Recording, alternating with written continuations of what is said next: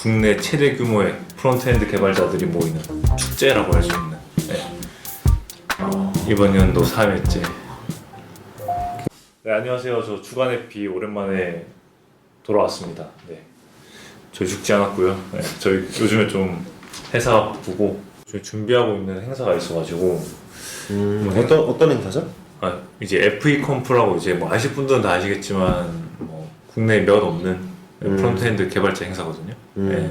언제 하는 거예요? 뭐 10월 26일 롯데타워 31층 컨벤션에서 합니다. 네. 그럼 바로 주간에피 시작하겠습니다. 네, 저는 그 세임 사이트 쿠키스 바이 디폴트라는 포스트를 가지고 왔는데요. 간단하게 소개해드리겠습니다. 예, 크롬 팀이 큰 변화를 준다고 해요. 쿠키를 사용하는 방법에 대해서. 네, 그래서 그 일반 사용자라면은 별 다른 점을 느끼지 못하겠지만 이제 개발자라면 체크해야 되는 점들이 있기 때문에 소개를 드립니다. 이제 여기서는 간단한 쿠키에 대해서 간단하게 설명을 해주고 있고요. 쿠키는 뭐 간단하죠. 그냥 웹사이트에 리퀘스트를 요청하면은 거기서 이제 정보를 받아오고, 그리고 그 다음 요청에서는 계속 쿠키를 전달을 하고 그 정보를 바탕으로 뭔가 서버에서 처리를 한다던가 뭐 그런 방식입니다. 근데 이런 간단한 방식인데 이제 이 방법이 이제 누구나 좀 쉽게 쿠키를 사용할 수 있다 보니까 문제점들이 발생을 하게 되는 거죠. 그 중에서 가장 큰 문제가 프라이버시 문제, 그리고 시큐리티 문제입니다. 그리고 이쪽에서는 프라이버시에 대해서 간단하게 설명을 해주고 있는데요. 간단하게 설명을 하면은 A라는 사이트에서 더블 클릭이라는 곳에 이제 뭐 트래킹 할 수 있는 그런 요청을 날립니다. 그러면 이 더블 클릭은 쿠키를 세팅해서 내려보내주겠죠. 그 다음에 그리고 이 쿠키는 서드 파티 쿠키라고 불리고요. 그 다음에 B 사이트에 방문해서 또 동일하게 더블 클릭에다가 요청을 날리면 이제 A 사이트 때 세팅됐던 더블 클릭 쿠키가 여기서도 이제 보내지게 되는 거죠. 그러면 이 더블 클릭이라는 사이트에서는 이 유저가 A 사이트도 방문했고 B 사이트도 방문했구나를 알게 되는 거죠. 그리고 이 더블 클릭이라는 것이 이제 방문하는 사이트에서 많이 쓰일수록 이 사용자의 뭐 행태라든가 이런 지도를 완성할 수 있게 되는 거죠. 사실 저게 구글의 큰 비즈니스 모델 아니었나요? 저는 구글의 큰 모델이라기보다는 모든 광고 솔루션 사업의 큰 모델이죠. 그러니까 이제 크롬 팀이 저걸 변경한다고 하니까. 그쵸. 네, 그래서 이게 조금 불만의 목소리가 있죠. 광고 사업자들한테는. 왜냐면 광고 사업자들은 이 쿠키 정책을 이용해서 이제 그 광고, 타겟팅 광고 이런 것들을 해서 수익을 올리고 있었는데 이런 정책을 변경함으로 인해서 결국에는 브라우저 가진 회사만 그게 가능해진다, 뭐 이런 불만의 목소리가 있죠. 아무튼. 네. 그리고 요즘에는 뭐 브레이브라는 브라우저는 서드파티 쿠키를 그냥 기본적으로 블락을 하고 사파리는 ITP 피처라는 걸 사용해서 뭔가 좀 더 복잡하게 쿠키를 다룬다고 하고요. 그리고 파이어폭스, 그리고 새로운 엣지는 트래킹 프리벤트라는 그 기능을 제공을 하고 있습니다. 그래서 이 기능을 켜게 되면은 서드파티 쿠키는 자동적으로 차단이 되고요.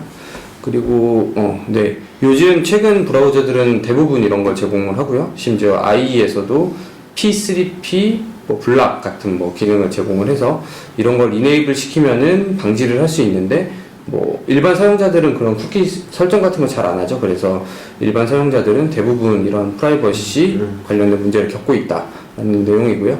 시큐리티는 뭐 이건 많이 알려진 내용인데요. 쿠키에다가 뭐 인증 토큰이라든지 아니면 로그인 정보를 입력을 해가지고 그 이후에 뭐 서브 도메인으로 뭐 방문을 한다든가 이러면 로그인을 유지하고 이런 것들인데, 이 문제는 중간에서 쿠키를 가로채서 그 쿠키에 있는 인증을 바탕으로 다른 데서 이제 뭐 요청을 날렸을 때 그 쿠키에 있는 인증 토큰이라든지 이런 정보만으로 판단을 한다면은 뭔가 좀 잘못된 처리를 할 수 있게 되는 그런 공격들이 있다고 설명이 되어 있습니다. 그리고 뭐 그 외에도 쿠키가 그냥 플레인 텍스트이기 때문에 이게 좀 옵저빙 될 수 있다 라든지 아니면 세임 오리진 플리시 등을 뭐 뚫을 수 있다, 그리고 XSS 어택 이런 것들에 대해서 그러니까 여러 가지 홀들에 대해서 여기 간략하게 정리가 되어 있고요. 그리고 근데 뭐 이런 문제가 있기 때문에 쿠키 디자인이 계속 향상되어 왔다. 시큐어 그리고 HTTP only 어트리뷰트 같은 것이 이제 앞에 붙게 되면은 좀 방지를 해 주는데요. 그 중에서 이제 가장 유용한 게 same site strict 않겠다라는 거예요. 이건 이제 서드 파티 쿠키는 허용하지 않겠다는 거거든요. 네. 그리고 이 부분이 이제 크롬에서 가장 크게 바꾸는 부분이라고 합니다. 그래서 크롬 80 이후부터는 디폴트로 same 사이트는 렉스라고 하는데요. 이제 이게 디폴트가 방지하는 거예요. 서드 파티 쿠키를 방지하는 거기 때문에 뭐 체인지 뭔가 변경되는 부분은 작지만 뭐 적용되는 영역은 굉장히 크다 뭐 이런 식으로 설명이 되어 있고요. 네, 이제 뭐 이렇게 되는 거죠. 서드 파티에서는 쿠키를 부를 수 없는 거예요. 그러니까 첫 번째, 그러니까 제 사이트라고 생각을 하면은 제 사이트에서 서드 파티를 이제 포함해서 쓰고 있는데 거기서는 이제 쿠키를 붓지 못하게 되는 거죠. 그래서 뉴 엣지 그리고 파이어폭스, 크로미움 기반들은 저게 이제 탑재가 될 거고요. 사파리는 지금 뭐 동참은 하고 있지 않다는데 뭐 ITP 피처라는 곳에서 이제 뭐 그런 체크를 하기 위한 많은 독자적인 기술을 뭐 구축하고 있는 것 같습니다. 그러니까 뭐가 잘못되냐면 이제 뭐 이런 거죠. 그 기본적으로 아까 얘기했던 것처럼 사이트가 깨지는 거예요. 서드 파티 쿠키를 이용해서 뭔가 보여주고 있다거나 아니면 뭐 아이프레임이라든지 기타 등등 받고 있다면 이런 식으로 좀 뭐 잘못된 게 나오게 되겠죠. 그리고 롤아웃 플랜은 79부터 이제 베타로 그걸 실험적으로 적용할 수 있게 하고요.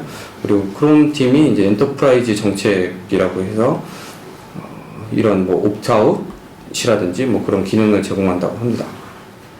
그리고 이건 개발자 툴에서 미리 좀 확인을 해볼 수 있는 것을 얘기하고요. 그래서 이런 것들을 세팅을 해서 그 same site by default 쿠키를 이네이블 하게 되면은 아까 그 쿠키가 세팅된 것처럼 이제 서드 파티 쿠키는 허용하지 않게 되겠죠. 그러면 내가 서비스하고 있는 사이트에서 서드 파티 쿠키가 제한되었을 때 어떤 에러가 발생할 수 있는지 알 수 있는 방법을 여기서 간략하게 설명을 해주고 있습니다. 그리고 가장 좀 걱정하는 그런 부분들이 이제 사이트에 접속을 하고 로그인을 할 때 이제 포스트로 가게 되고 여기서 그 쿠키를 새로 구워서 이제 내 사이트로 다시 돌아오게 되는 건데 이게 기본적으로 활성화가 되면은 로그인하고 다시 포스트로 내 사이트로 돌아왔을 때 이제 쿠키가 생성이 되지 않는 거죠. 이런 문제가 발생할 수 있어서 이런 것들은 좀 체크가 필요할 것 같고요. 네. 그리고 이제 뭐 파이어폭스나 사파리에서는 document.cookie를 치면은 쿠키에 있는 내용, 쿠키 헤더에 있는 내용을 볼 수 있는데 이게 거의 동일하다고 합니다. 근데 뭐 크롬하고 엣지는 일부가 누락될 수 있다고 하고요. 그리고 이제 HTTP only 어트리뷰트를 쿠키에다 세팅을 하게 되면은 이렇게 스크립트 레벨에서 쿠키를 컨트롤하는 게 방지가 된다고 합니다. 그리고 다음으로는 이제 논시큐어 쿠키와 트래커블 어택 위에서 얘기했던 그 트래킹 될 수 있는 쿠키 그런 것들을 막을 수 있는 방법들을 지속적으로 연구한다고 합니다. 네, 이상입니다. 네, 저는 이번에 그 ECMA 스크립트 스테이지 3에 대해서 한번 좀 개괄적으로 살펴보고 넘어가면 좋을 것 같아서 네, 준비했고요. 이거는 2019년 10월 15일자 제이서 인포인데 이제 크롬 78에 이렇게 옵셔널 체이닝이 들어갔다라는 그런 글이 있고 이거는 2019년 10월 9일자이거든요. 2019년 10월 9일자 제이서 인포에는 타입스크립트 3.7 베타에 옵셔널 체인하고 널리시 코얼리싱이 들어갔다라는 기사를 볼 수가 있습니다. 그래가지고 이거를 보면서 이쯤에서 조금 뭐뭐들이 제한되어 있고 이제 진행되고 있는지 좀 알고 넘어가면 좋을 것 같아서 준비해봤고요. 여러분들은 그 ECMA 스크립트가 어떻게 업데이트 되고 있는지 무엇을 통해 알고 구독하고 계신가요? 전 트위터요. 아, 트위터.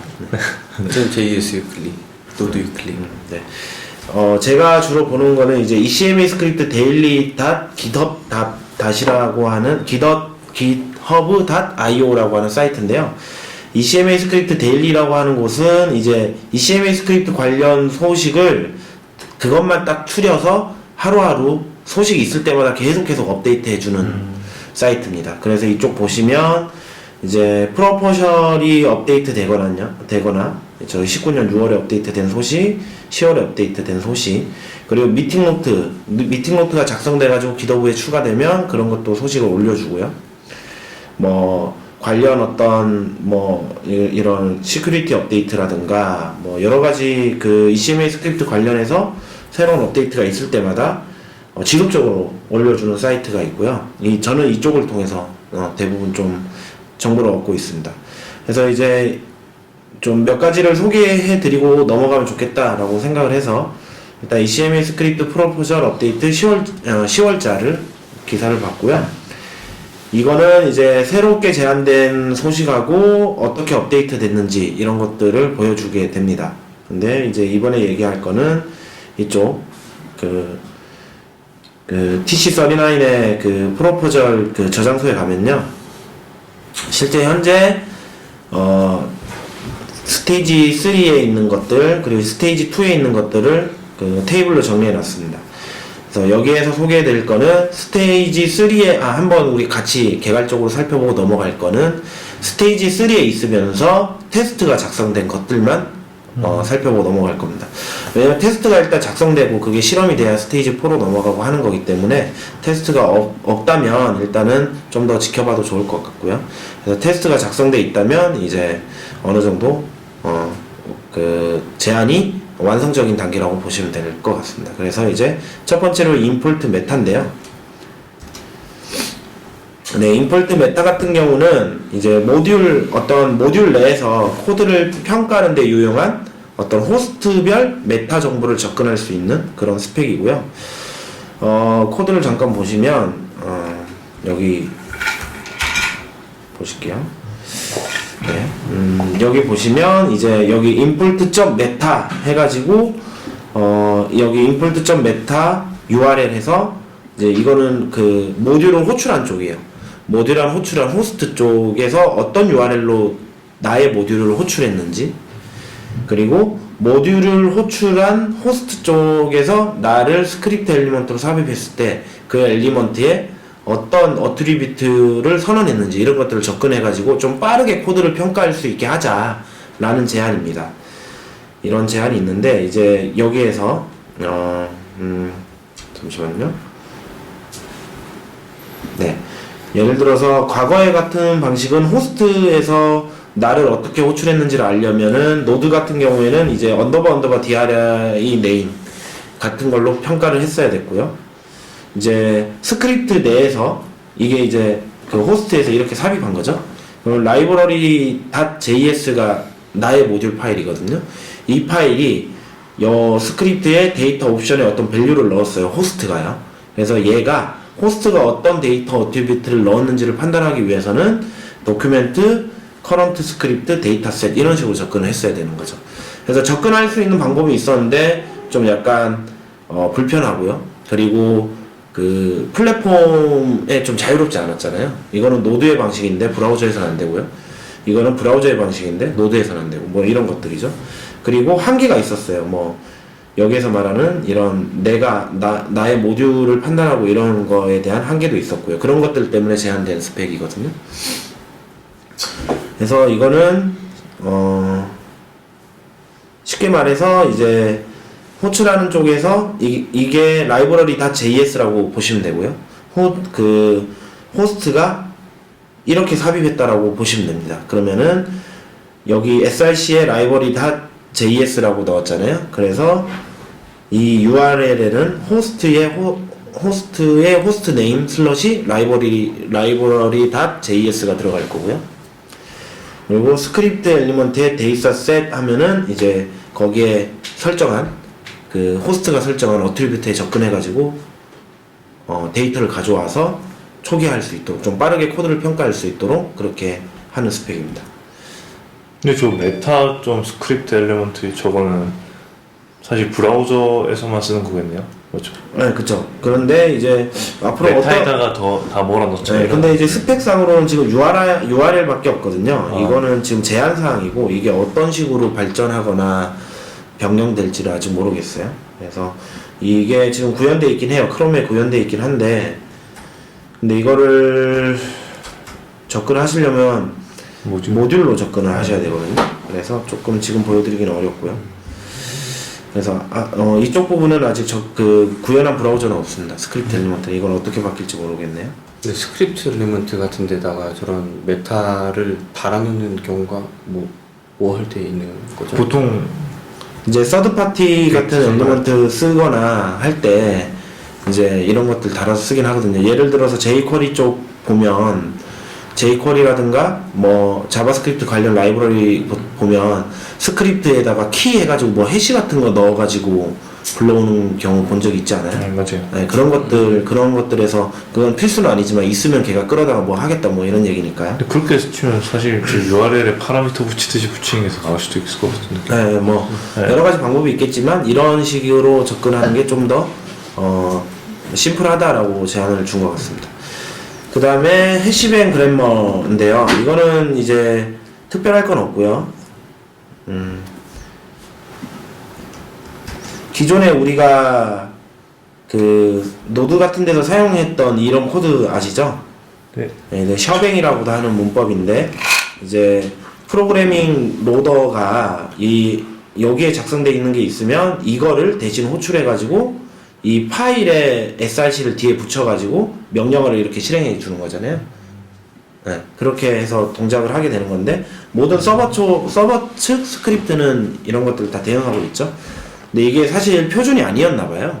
노드 스크립트에서 이렇게 쓰고 있었긴 하지만 표준은 아니었나 봐요. 그래서 이제 이 표준화 하자라는 접근을 했던 것 같고요. 왜냐면 얘가 이게 다른 스크립트는 이렇게 쓰면 얘가 샵이 그 주석이기 때문에요. 이게 무시되거든요. 근데 브라우저는 아니잖아요. 브라우저는 아니기 때문에 이게 무시가 안 되는 거거든요. 그래서 이제 이런 부분에 있어서 이 셔뱅을 좀 표준화 해가지고 파일의 가장 첫 줄에 있는 샵은 주석으로 해서 무시하고 노드 같은 경우에는 스크립트를 실행하는 서버 환경 같은 경우에는 기존의 이제 해시뱅 그것처럼 동작하게 하자 이런 그 표준 제한입니다. 이런 것들이 제한되어 있고요. 그 다음에 numerik separator 입니다. 이거 같은 경우는 이제 한번 공유 드린 적이 있을 텐데 이제 이렇게 작성한 정수가 단위를 구별하기 쉽지 않잖아요. 이게 몇백인지 몇십인지 혹은 몇천인지 이런 것들 몇천 만인지 이런 것들을 알 수가 없는데 알 수는 있는데 이제 즉각적으로 식별하기 어려워서 이걸 분리해서 표기하는 방식을 넣자 해가지고 언더바로 제안을 한 거고요. 그래서 실제 지금 크롬에 들어가 있습니다. 크롬에는 이제 네, 이런 식으로 해서 그럼 특정 숫자를 저렇게 표현해 주어라는 함수도 있나? 특정 숫자. 네. 100만 적은 다음에 어떤 메소드로 그 100만 투스트링 같이 뭔가 준비되어 있지 않을까 싶은데요. 이제 그런 것까지는 제가 살펴보지 못했는데요. 어쨌든 지금 들어가 있고요.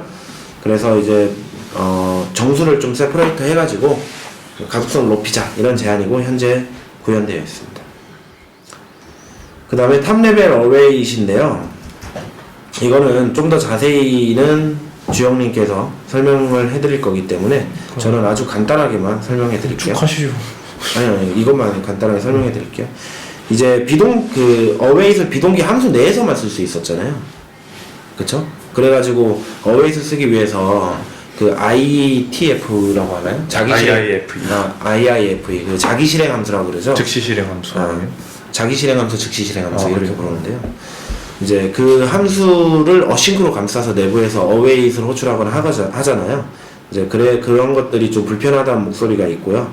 그래서 어웨이트를 그 해당 어싱크 그 컨텍스트 바깥에서도 어웨이트를 쓸 수 있도록 해주자라는 그런 제안입니다. 그래가지고 어싱크를 감싸가지고 어웨이트를 했었잖아요. 근데 그거를 바깥에서 이렇게 해주자라는 얘기입니다. 네, 저는 간단하게만 소개하고 넘어갈게요. 그 다음에 이제 위크 레퍼런스에 대해서 얘기를 드릴 건데요. 이것도 지난번에 간단히 소개했듯이 이제 이거는 좀 약한 참조에 대해서 저희 원래 다른 언어들은 약한 참조의 수단이 제공되고 있었나봐요. 자바도 있고요. 근데 자바스크립트는 없었는데 그게 제한된 거고요. 그래서 어떤 객체를 참조하는 데 있어서 내가 참조하는 게 사실 강한 참조로 안 걸려도 된다라는 거를 브라우저한테 알려주는 거거든요. 그래서 오브젝트 A가 있는데 내가 얘를 약한 참조하면은 다른 쪽에서 오브젝트 A를 참조하지 않으면은 그냥 가비지 컬렉터가 걸러주는 거예요.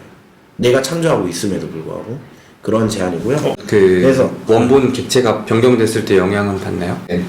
뭐 A의 프로퍼티가 변경됐을 때 그거는 당연할 것 영향 같은데. 받겠죠. 참조니까 당연히. 근데 이제 이게 날아가면은 이걸 다시 접근했을 때 undefine으로 이렇게 내려와 가지고요. 이제 undefined 분기를 좀 해줘야 됩니다. 근데 약한 참조 건측에서요. 그래서 undefined일 때는 패스하겠다 이런 식으로 해줘가지고 하면 되는데 예를 들어서 게임을 보면 게임에서 리퀘스트 애니메이션 프레임이나 뭐 셋 인터벌 같은 걸로 엔진을 돌리잖아요. 엔진을 돌려가지고 몬스터를 참조를 거는데 사실 이 몬스터를 삭제해도 엔진에서는 문제가 없어도 되잖아요. 몬스터는 언제든지 죽을 수 있는 존재이기 때문에. 근데 그 엔진에서 그 몬스터를 그냥 다이렉트로 참조해버리면 몬스터가 죽어도 몬스터라는 객체는 계속 살아남게 되는 거거든요. 엔진에서 참조하고 있기 때문에요.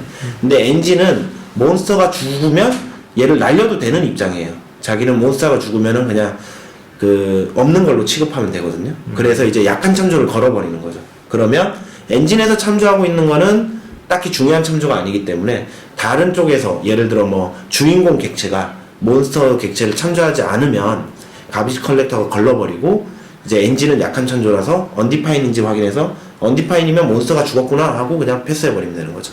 그런 것처럼 이제 약한 참조 솔루션을 제공해주는 스펙입니다. 그 다음에 이제 제가 실제로 보게 된 거는 이제 널리시 코얼레싱 오퍼레이터랑 옵셔널 체이닝이거든요. 그래서 널리시 코얼레싱 오퍼레이터는 타입스크립트 3.7에 들어가 있고 이제 타입스크립트 3.7에 지금 베타로 제공되고 있어요. 그래서 곧 메이저 업데이트가 되면 여러분들이 사용할 수 있게 되는 거고요. 이거 같은 경우는 우리가 이때까지 뭐가 없으면 뭐라고 했을 때 이 OR 오퍼레이터, 논리연산자 OR 오퍼레이터를 많이 사용했잖아요. 근데 이게 좀 단점이 이 기존에 얘가 이제 펄시한 값이면은 패스가 돼버리는 거거든요. 그래서 여기서 보시면 여기 다 펄시한 값을 준비해놨어요. 여기는 트루시한 값이고 널, 제로, 이제 빈문자열, 펄스 이건 다 펄시한 값이거든요.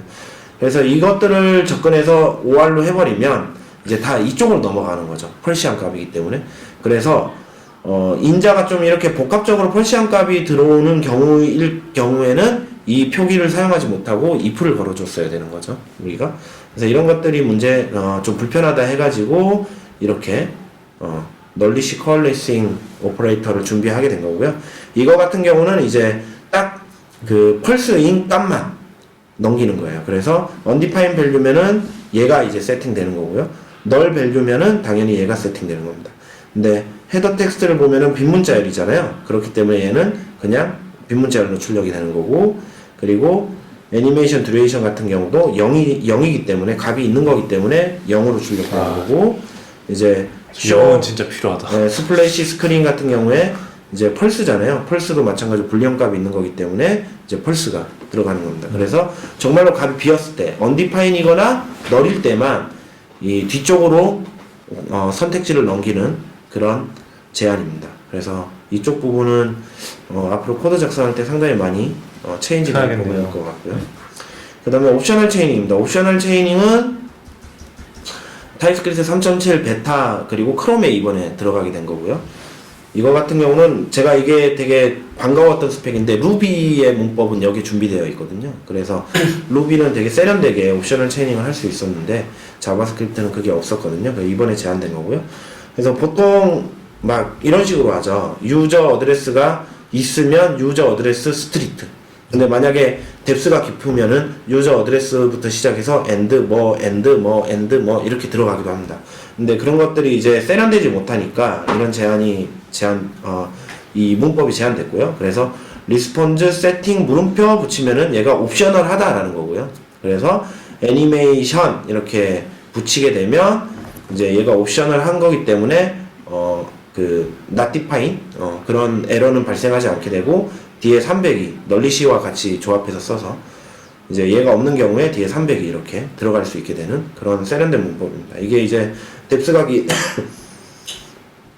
뎁스 각인 오퍼레이터, 뎁스 각인 객체일 때 이런 식으로 상당히 잘 사용할 수 있게 될 것 같고요.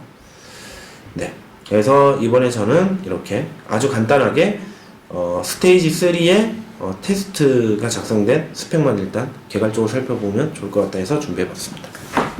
네, 제가 살펴본 포스트는 탑레벨 어웨이트에 관한 거고요. 이제 탑레벨 어웨이트는 이제 뭐 저도 이걸 가지고 되게 좀 약간 뭐라 해야 되지? 불편한 점이 있었거든요, 확실히.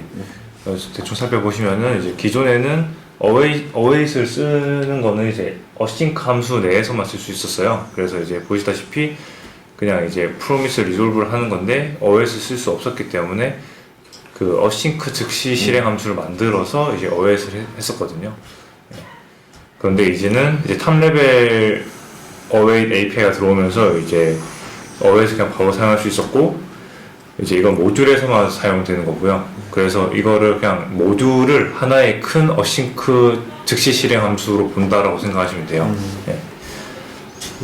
유즈 케이스를 보시면은 이제 뭐 다이나믹하게 그 인풋을 할 수도 있게 되고, 그리고 이제 리소스 이니셜라이즈, 이게 저는 제가 느꼈던 좀 불편함이었는데, 서버에서 DB가 커넥션 되고 나서 이제 서버가 실행돼야 되는데, 그래서 이것 때문에 DB 객체에서 뭔가 프로미스를 받아온 다음에 프로미스를 리졸브 되면은 그때 DB 커넥션에 들어와서 그걸로 이제 서버 실행을 했었거든요. 그래서 뭔가 좀 이상한, 약간 그 플로우가 좀 이상했었는데, 이제 탑레벨 어웨이트 있으면은 바로 그냥 이제 DB 커넥션 한쪽에서 어웨이트 통해서 커넥션을 바로 받아올 수 있어요. 그래서 저 이 말이 되게 마음에 들었었는데, 이것은 이제 모듈을 리소스를 대표하게 만들어준다. 예. 기존에는 이제 모듈이 프로미스를 반하고 프로미스가 그 리소스를 줬었다면, 지금은 이제 모듈이 해당 커넥션을 그냥 바로 대표하게 되는 거죠. 이런 면에서 저는 되게 좋았고요. 그리고 뭐 이렇게도 사용할 수 있다고 합니다. 뭐 디펜던시 폴백, jQuery를 불러왔는데 ACDN에서 실패했기 때문에 이제 BCDN에서 가져오는 거죠. 네. 그리고 이제 모듈 그 execution order인데, 실행 순서인데, 이제 모듈이라는 거는 그 후위 순회라고 하죠. 그래서 이제 가장 마지막에 참조되는 친구부터 타고 올라오면서 이제 실행되는데, 이거에 대한 그 순서가 약간 바뀌는 부분이 있어요. 그러니까 실질적으로 실행되는 건 똑같은데, 이걸 이제 그 아무래도 비동기로 쓰다 보니까는, 예를 들어서 우리가 비동기를 전혀 안 썼을 때는 그냥 바로 스태틱하게 그 순서를 지킬 수 있었는데, 만약 비동기를 쓰게 되면은 특정 A 모듈이 만약에 지연되고 있을 때 그 시블링이 같이 실행될 수 있어요. 네. 기존에는 스태틱하게 했을 때는 그게 말이 안 되는 거죠. 그리고 뭐 데브툴이나 이런 래플에서는 다 지원되고 있고요, 원래. 그리고 이제 뭐 탑레벨 어웨이시 뭔가 뭐 후건? 이게 정확하게 무슨 말인지 모르겠는데 뭔가 안 좋은 말인 것 같아요. 네. 뭔가 이걸 비판하는 뭔가 말이 블로그가 있었나 봐요. 그래서 그거에 대한 답변이었고, 이제 탑레벨 어웨이는 그 블럭을 시킨다, 유발한다. 그래서 이건 아까 제가 말씀드린 대로 시블링은 다 동시에 실행될 수 있기 때문에 그렇게까지 블로킹 되는 건 아니다, 여기서 말한 것처럼.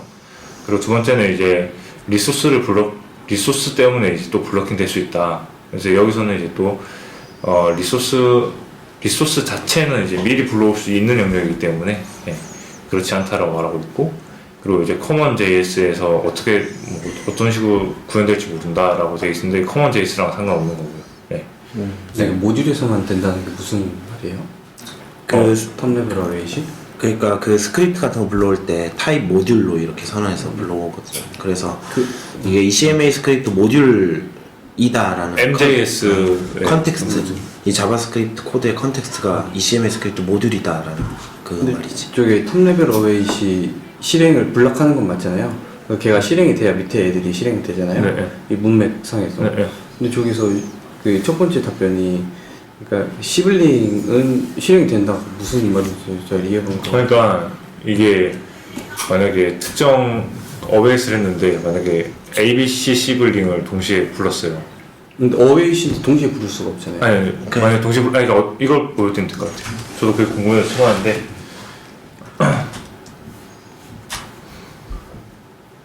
클리언트 이동하고 이게 실제 실행될 때는 프로미스 올로 동시에 가져온다고 생각하시면 돼요. 모듈로서 가져올 네, 때. 모듈로 가져올 땐 그런데 네. 실행 문맥상에서는 밑에를 블락하는 그치. 건 맞잖아요. 그쵸. 아까 그 블레임 했던 내용은 모듈 불러올 때 그쵸. 이게 신텍스 상으로는 이제 특정 어웨이 걸려서 어웨이 블럭이 딱 되니까 그 뒤에 건 전혀 못 불러오고 있으니까 계속 블럭된다는 시벨링 뜻인데 모듈에 대해서 얘기하는 거. 실제, 모듈에 대해서. 실제로는 이제 이런 식으로 로직상의 그 어웨이 때문에 D가 밀리는 거는 그 프로그래머 재량으로 잘 최적화해야 되는 부분이고. 그러니까 우리가 최적화할 수 없는 문법 영역에 대해서 걱정을 한 건가 보네. 맞아. 그러니까 이제 리소스를 가져오는 측면에서 네. 계속 블로킹 되는 게 이 사람의 컨선이었는데 아, 이제 그러진 않다라는 거죠. 네, 이해했습니다. 네, 여기까지입니다. 네, 오랜만에 뭐 추가 IP 한번 진행해 보았는데요. 뭐 앞으로도 계속 자주 만들어갈 수 있도록 노력하겠습니다. 유익한 시간이었으면 좋겠습니다. 그럼 다음에 또 만나요. 안녕.